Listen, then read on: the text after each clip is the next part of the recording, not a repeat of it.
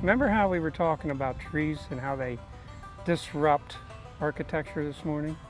So you take and you look at these trees. They're like magnificent. One tree, phenomenal, instead of just a hodgepodge of junk. Ragtag team of crap. So these trees here that he's kept are just, they're picturesque, they're magnificent. You know, he can grow grass everywhere and they don't impede his ability to grow grass on the greens. Matt makes a really good point, and it was something that we tried to communicate when we were selling the renovation, was that, you know, they were like, well, if you take the trees down, it becomes easier. And I always say the same thing. When St. Andrews gets the open, they don't plant trees between 1 and 18. And the last time I checked, Oakmont has the most opens, am I correct? And Marion Golf Club. And every time they get the open, you know what they do? They don't plant new trees. Right. Because they don't need them. Because once you take the trees out, guess what happens? You have great rough.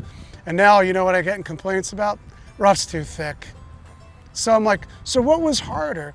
Was it the trees, or now that you have this surface with the rough? And I stole some of the stuff that Matt did, which was use some more of the varieties that were chunkier, thicker, and then give it a little bit more toughness to get it out. And I think now you're seeing the membership understand.